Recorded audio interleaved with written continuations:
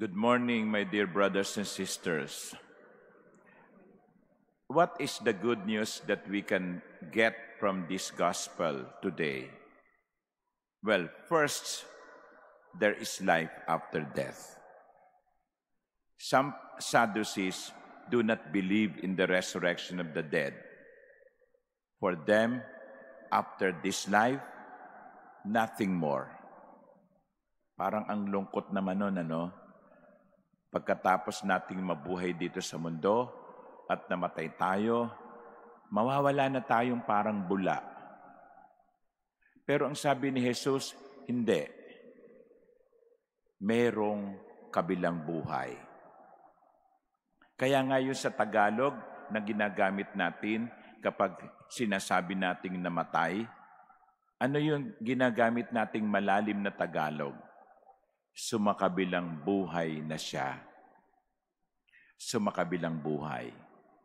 Ibig sabihin, iniwan na niya yung buhay na ito, pero hindi natapos ang buhay niya dito sa mundo.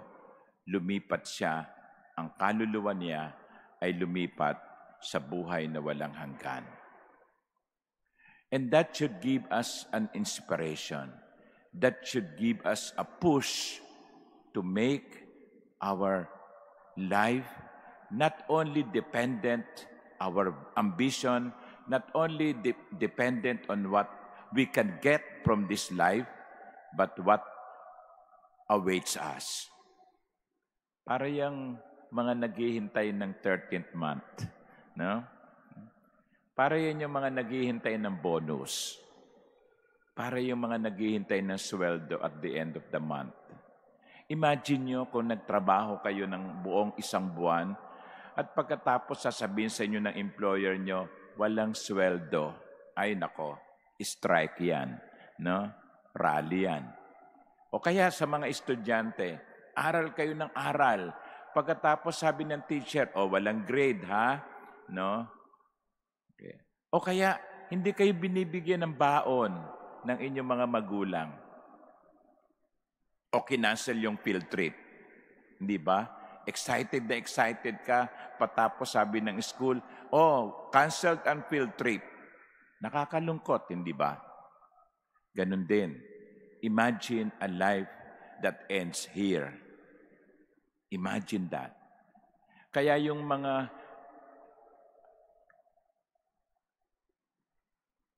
hindi na parusahan, no? Yung bang parang namatay ng may ginawang kasalanan pero hindi pinagsisihan. O kaya yung mga taong hindi nagkaroon hindi nakamit yung katarungan dito sa mundo. Ano na?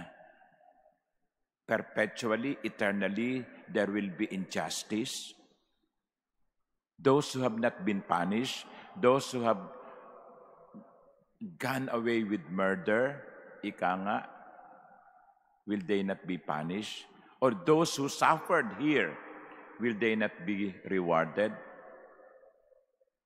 Jesus said, there is life after death. Kaya mga ginigili kong kapatid, yun ang asamin natin. Yun ang pangarapin natin. Na kung meron kayong ambisyon sa buhay, isa sana dito ay makapasok tayo sa langit. Kung meron mang isa kayong pangarap sa buhay, sana'y ito na sa wakas ng aking buhay dito sa mundo, sana makapiling ako ng Diyos. Pero sa langit, and this is another good news for some, there is no more marriage. Yun ang sabi ni Jesus. The children of this age marry and remarry, but those who are deemed worthy to attain to the coming age neither marry nor are given in marriage. Kaya kahit na love ninyo ang inyong asawa, sa langit, wala na yan. Bakit? Kasi ang titignan na lang ninyo, ang titignan na lamang natin ay ang Diyos. Nandoon pa rin yung pag-ibig. Of course, hindi mawawala yung pag-ibig ninyo bilang mag-asawa sa isa't isa. Pero yung pag-ibig na yon, matatabunan na ng pag-ibig ninyo sa Diyos na nakikita ninyo ng harap-harapan. If you are looking at God, I could imagine, if you are looking at God, I don't think you would like to look at somebody else.